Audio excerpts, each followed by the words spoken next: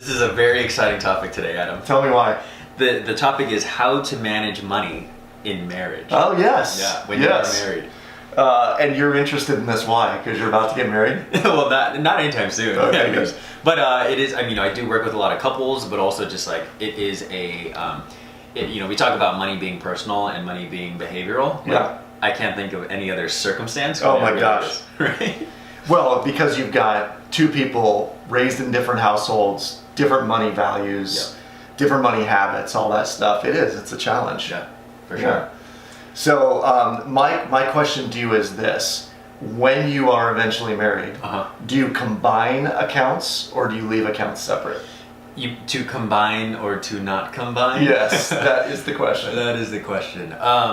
I would want to combine. You would? Yeah. And this is even in the case that if my wife were not working, I would still want to combine. Yeah. So for me, it has no, it doesn't matter. If she's working, great, that's awesome. That's more for us. But if she's not, I would still want to combine. Yeah. Yeah, and particularly it's because, in terms of, you talked about how I was, the values and how we were raised. Yep. That's what my parents do. So I don't know any other way. I would combine. Okay. So here's what I find interesting. There are a number of couples that I've met with who are millennials and recently married, and they keep all of their accounts separate and do so sometimes 2, 3, 4 years into their marriage. And I'm just now talking with some that are saying, oh, I'm realizing that actually there's some power in combining. But they were kind of standoffish on doing it to begin with. I've also talked to couples who said, well, his debt is his student loan debt and my student loan debt's my student loan debt. When in reality, once you get married, you are effectively taking on each other's debt. Yep. So that whole idea of his is his, mine is mine, we keep it all separate, I think it creates kind of this weird energy around money. Yeah.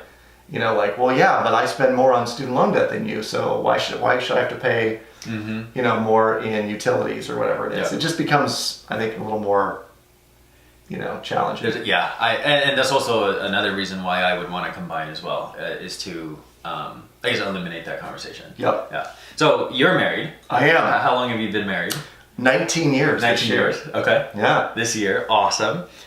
What are some of the resources or books or things that you've really found has worked? Yeah. And then maybe if you can share with our explorers what has not worked or the things that you've broken How long through. is this show?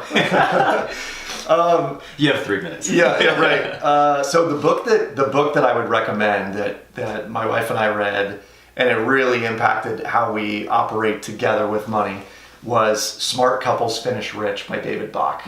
Okay. And the book really forced my wife and I to get on the same page financially, because in the book, David Bach says things like men and women have different risk tolerances. So mine was very high, hers was very low. And he said, make sure you ask, how much do you need in savings to feel safe and secure at any given point in time? And for me, the number is, I need $1,000 or $2,000. I asked my wife, my newly minted wife, after reading this book, I said, babe, how much do you need in savings to feel safe and secure? And she said $20,000 without skipping a beat. Without skipping a beat, that's funny. And I thought she'd hit the Listerine too hard that morning, that is an insane amount of money. And she said, no, if I have 20 grand, I'm totally safe and secure. So what I would recommend to those of you listening or watching is that have that conversation with your significant other about how much is needed. Yeah. Because 9 times out of 10, one person says this much, one person says this much, and it creates all this chaos in the middle. Yeah. Because it's like one's feeling really anxious and nervous, and the other one's going, we have way too much in savings as it is. Yeah. Yeah. That's super critical, right? It's if we look at the reason why marriages fail and all of that, like number one reason is marriage. Money. Or sorry. Yes, marriage. marriage.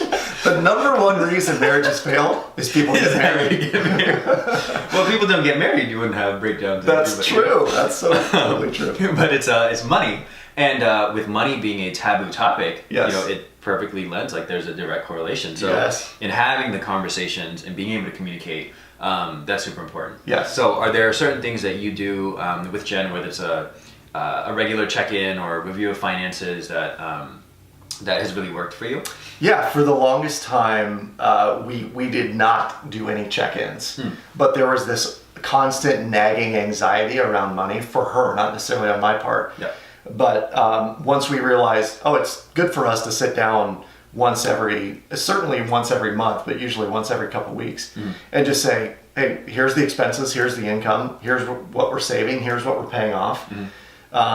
It really helps solidify the two of us knowing that we're in this together. Yeah. So having money dates is what we call them. Sit down and just like go through the checkbook together. And then, and I'm guilty of this more than she, but spending money without the other knowing, and making sure that you set this threshold of here's how much is going to be spent before we really need to have a conversation about it. Gotcha. And when we first got married, honestly, Nick, that number was like, don't spend more than $40 without me knowing.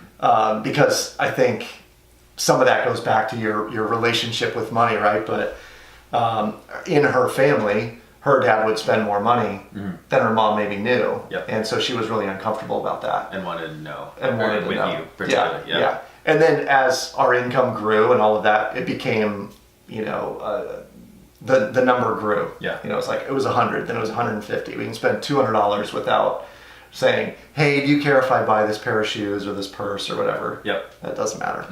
Gotcha. What I'm really hearing from what you're saying is that there's a level of respect that you have, and how that shows up is in communication with your wife. Yes. That's cool. Okay. Yeah. Any other... Oh, go ahead. Well, I was going to say, and in understanding what the other person in this marriage needs, right? Because everyone who's watching or listening right now, your significant other may crave security. One of them may crave spontaneity. Somebody may crave the ability to plan well into the future. And so if you know exactly what they need, it's a lot easier to work within their framework of money. And be able to communicate yours. Like, hey, I need to be able to blow $50 when I want to. Here and there. That's interesting. It brings me to my mom always says that the way that she celebrates is through her stomach. So if my dad were to get her flowers, it doesn't really mean much to my mom. But if they go out to eat and go to Korean food particularly, she's like totally satisfied. She loves it. So I remember it was either like Valentine's Day or her birthday, and she was like, I don't need you to get me flowers. Like the flowers die, but I will remember the meal. But I want food. The util factor. So, I love it.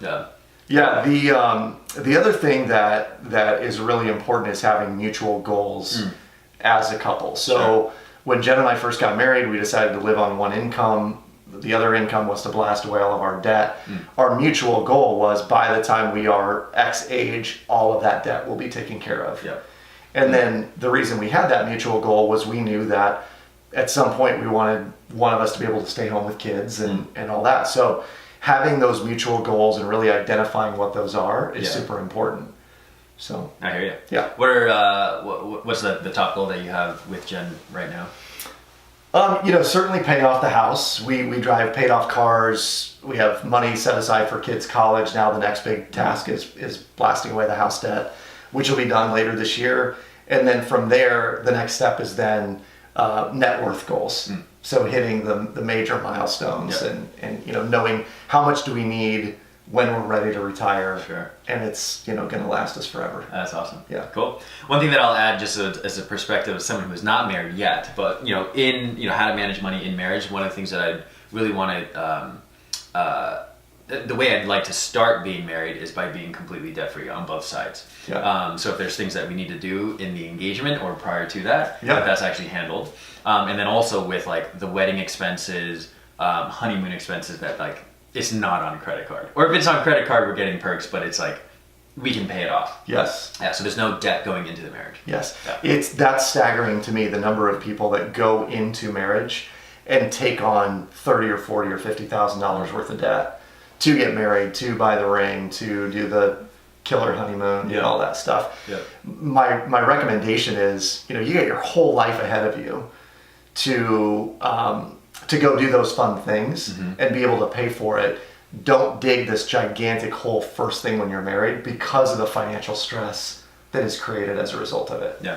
It'd be interesting data to see how like the wedding process and honeymoon can literally leads to the conversations of money being, the thing that ends up in the marriage number. Yeah, right. Like because like the act of it, I wonder how, like in terms of like, it happens within the first 2 years. Yeah, right. That'd be interesting. I love you so much, and that trip to Fiji ruined us. That would totally suck. Oh, okay. All right. So the challenge on today's show is, first of all, the notion that two can live as cheaply as one is very true. Mm.